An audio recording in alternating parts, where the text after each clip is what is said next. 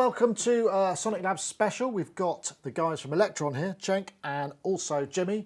And what they're talking to us about today is the Overbridge technology, which has been something that's been under development for a while and is just about to come out with another release, is that right? Yeah, that's right. We're just very close to releasing 1.10 very soon. And that's what we'd like to show you in this review. So we've got the setup here, and basically the analog 4 and the rhythm is connected to the over hub, which is our multi-TT USB hub, and that is connected to the computer. The MIDI keyboard is also connected to the over hub. And we also have 606, which will be receiving DIN sync from the rhythm to keep everything in sync. And we also have the Basel Instruments Roomba Rack, the modular gear, which will receive CV clock to keep things in time, and also we can send other stuff with CV. And finally, the audio out from these two external machines are being fed in the analog 4. So I'm using the analog 4 as a sound card. And the thing about Overbridge is, obviously, it's going into the over hub, which is the special hub, I should say, which has got it's got more bandwidth and is much more suited to audio and MIDI and sync all those things at the same time. And that's a single wire that's going into the Mac over there. And then the audio that we're hearing is just coming out of one cable from all of these USB sources and out into what we're hearing now. So let's see how it all works. Just going to go ahead and load a demo project here for that, and that also brings us to talking a bit about what's new in this new version, the total recall functionality. All the data that we prepared in these machines back at home, actually on completely different hardware machines as well, is stored in the plugin. So it asks now us to confirm this. Do you want to accept the total recall? Yes, let's do that. So that means all of the data that's the setup for all of these machines is stored within the Ableton Live patch. And so, so you can basically send this project to your friend. He has the same machines, and it will just fly out your program. So the one thing that I find quite interesting, I mean, here we've got all of these different audio channels, which are the individual tracks and the individual routes coming from these separate machines via USB. And also individual audio tracks for the 606 and the modular. So that's the thing about Overbridge, which is kind of blows my mind a bit, is it's kind of like aggregating all of the audio inputs available across devices, synchronizing them all together, and the MIDI and the audio into one kind of plug-in set. That's what it literally does. It kind of diminishes the barrier between the software and the hardware world, because now we can have perfect sync, multi-track audio, and automation, and even sending data, related data, depending on which project you're opening. It's the perfect companion for Elektron analog machines in a way. So what have we got running? So if we were to hit go on this, then presumably everything would just sync up and we'd be... We're gonna hit go now. So now we got the analog 4, sending 4 different audio tracks there. All of them running. It's the internal sequences. So now we can unmute the rhythm, and you get to see more audio tracks being played. Everything. So the individual drums are coming in on individual tracks. So you can add your own plugins, record them separately, do various editing. So now let's hear the 606, and that's in sync with the DIN sync.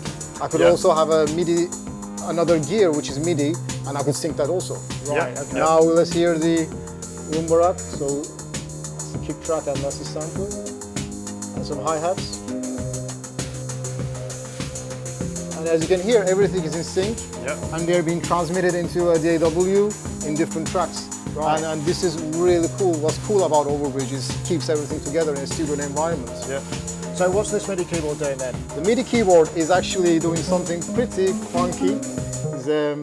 It's controlling, it's sending MIDI into the DAW, and a DAW receiving that MIDI notes is sending it into the analog 4's CV track here. Right, this allows you to control external gear. Yes, such as the modular gear we have here. So it's the filter is being played. So I break the tuning. Oh, it's out of tune now. We have a really cool tuning method here. So it's out of tune now, but I can say, okay, so let's go to C.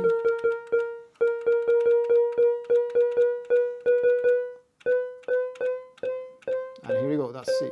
So I can go to the octave higher, and let's set that to C. Right, so you set the scaling. So, because I mean, obviously you've got Hertz volts and volts octave CV gate, and with a lot of this stuff goes out of, it drifts out. So this allows you to just tighten it up and get it absolutely bang on. So this is how you tell the analog 4 what your voltages are, and it will figure out the rest of the octaves for you. Right. And now, So now you got the perfect scaling. All right, so that's yet another feature in. and also I can control with the joystick. I can send CV messages as well as other crazy parameters onto your modular gear Yeah. and get this recorded into a DAW as like an automation via Overbridge. Right, So you okay. can automate and sequence external modular gear. Yeah. So I noticed you've got four these, different. and you've got these new little sexy splitters because obviously that you use stereo outputs, don't you, on these? Yeah, we're very close to releasing them on our website, so it will be available for sale. This is an audio CV split cable. So you can, if for analog 4, you can use it to split your CV signals, and for the rhythm, you can use it to split your audio signals. Yeah. So 1.1.0, which is the latest release, that you've been working on that. You're part of the team, Yeah, right? yeah. I mean, 1.0 was released in August, I think. And, we've been working on that one for 2 or 3 years, basically. But now we're finally reaching the 1.10 stage, and that's when we introduce a couple of new features. Total recall being one of them.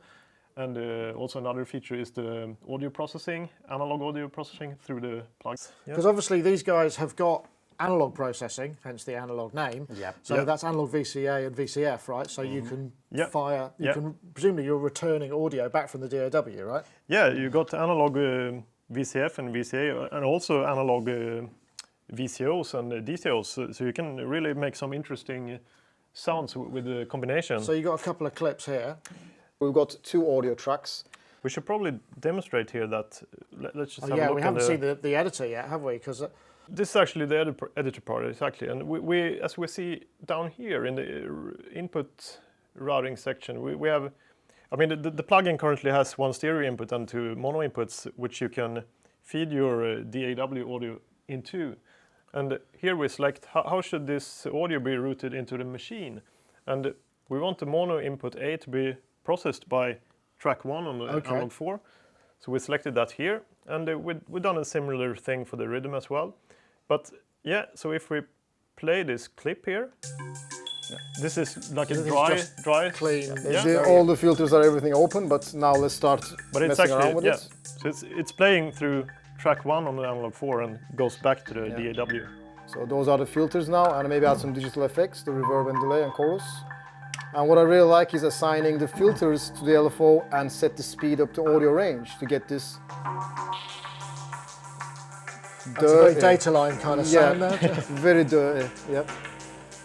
Yeah, maybe we should activate the other clip as well, and this one is being processed through the analog rhythm at the same time in the same project. So yeah, so we're actually sending audio through the first track here. So what we could do is just apply some cool overdrive. And that's nice. And you could also use a sequencer to maybe automate the parameters and record some changes in.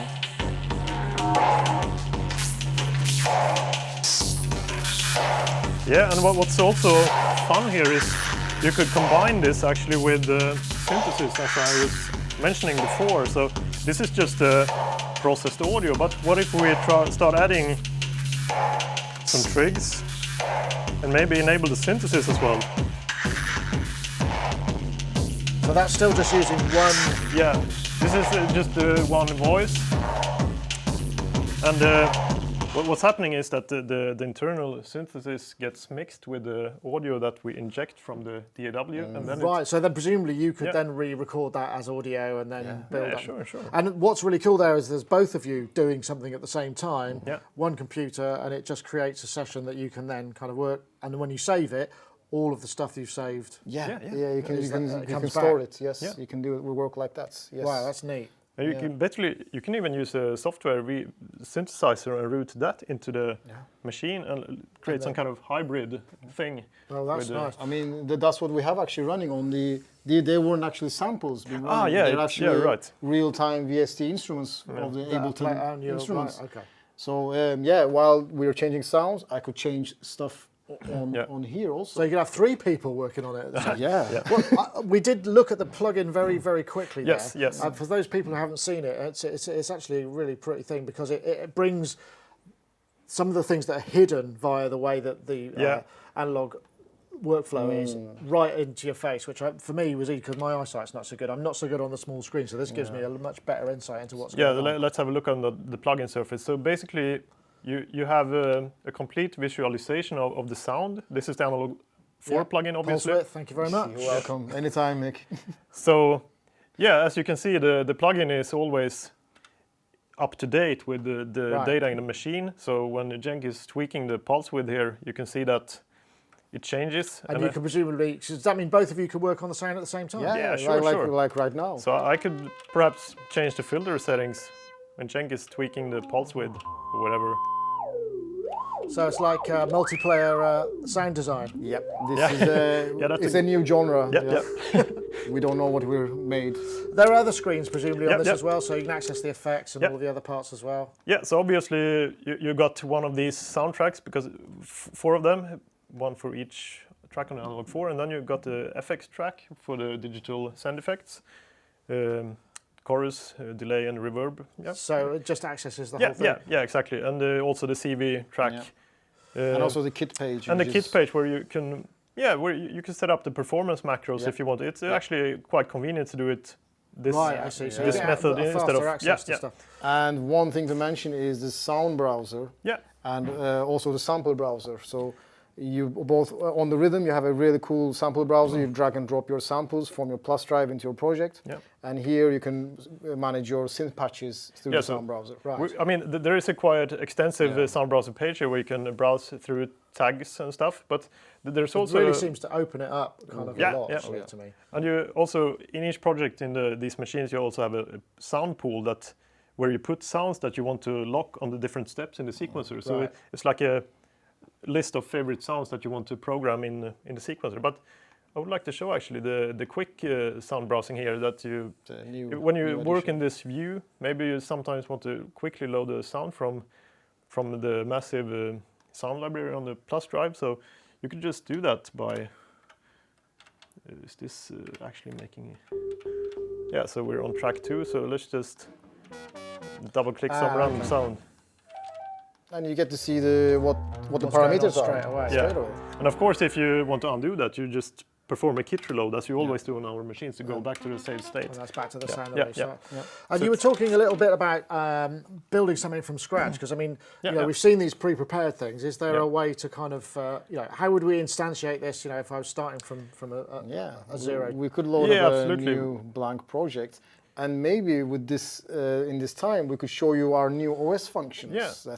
Because at the same time, you've got more functionality in the actual machines themselves, right? Yes. Okay. So we have the trig conditions, the LFOs, the key tracking LFOs, where you can get FM type of sounds. We can also now record the re-triggering inside the Rhythm, which we couldn't do before. And last but not least, we have the fill-in mode. So when you press the page button, you can turn the pattern around depending on how you set the trigs. So what does that mean?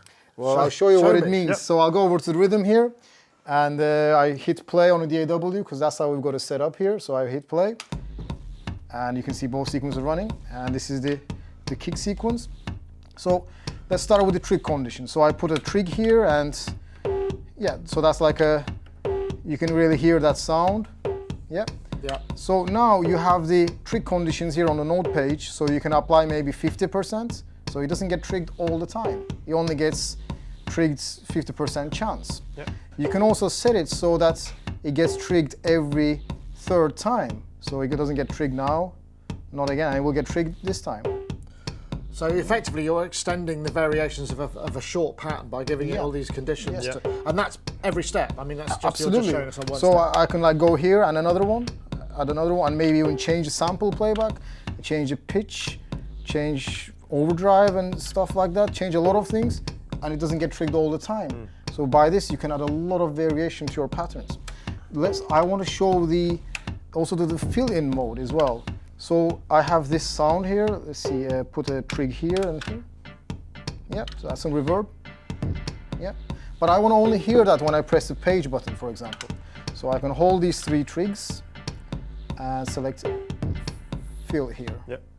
Now, when I press this, I only get to hear it. You get the very right. So it's Yes. like you're switching on a layer effectively. Absolutely. I can also set it up so that I can mute other tracks when I press this. So it's like, as I said, twisting the pattern upside down. That was kind of related to that, yes. Ah, so it's all related to kind of the performance aspect of it. Yeah, right? absolutely. yeah. So you can go like this whenever you want, or maybe let's go here and add like 4 fills here and copy those 4 trigs, paste them like this.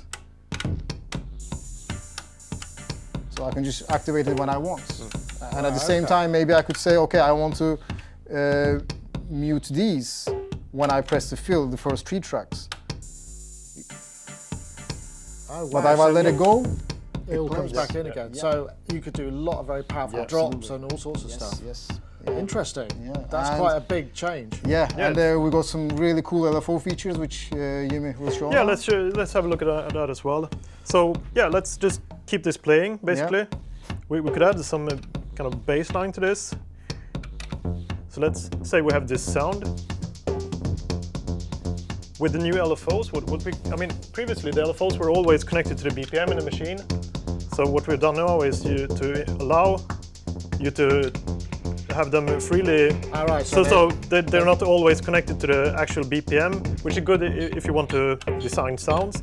But more importantly, you also have the new tuning fork mode, which means the oscillator pitch is actually analyzed by the LFO. So the LFO always follows the pitch of the oscillator. So it's like almost another oscillator. Yeah, a bit like that. So LFO number 1 always follows the pitch of oscillator 1, and Right. LFO number 2 follows the pitch of oscillator 2. So yeah, and that by itself allows you actually to make a bit like FM type of sounds. So what I'm going to do here is to add some filter modulation from this pitch tracking LFO, which is, you can hear it's some kind of FM thing going on there. And that was filter modulation. I can also modulate the actual frequency of the oscillator. So now in this sound we have both filter FM and oscillator FM going on at the same time by using just one LFO basically. Right. Which is, yeah, it's opens up a little bit of a new palette of different FM kind of sounds. So let's add something more here.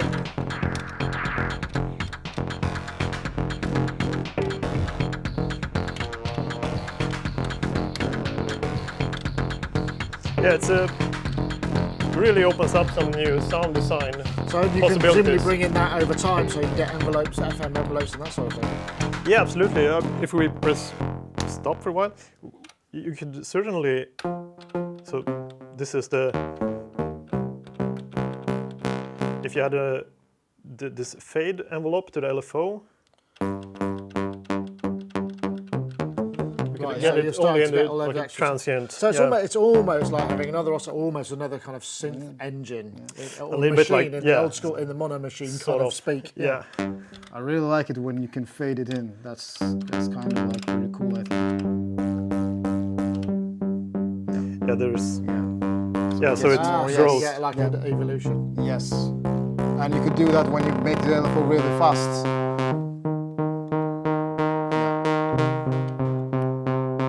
Yeah. And off you go again. Yeah. So these new OS updates are also just about to drop? Yeah, at the same time as Overbridge, basically. So, yeah. and they both have the trig condition stuff, and they both have the LFOs that are disconnected from the tempo. But indeed, only the analog 4 and keys have the pitch tracking LFOs. yeah. So, so That makes that's. But and the fill mode is on all both of of them them. as well. Yeah, yeah. Wow, that's an awful lot of stuff to digest. I hope we've been able to follow it. I mean, because we've obviously covered the new Overbridge stuff and also the new OSs of the analogs. Thank you so much, guys, for coming in and showing us. It's been Thank a you real very much. pleasure. Thank you very much, Cenk. Okay, that's it for this time. Thanks very much for watching. Just remains for me to say thanks again to the guys and a safe trip back to Sweden. See you next time.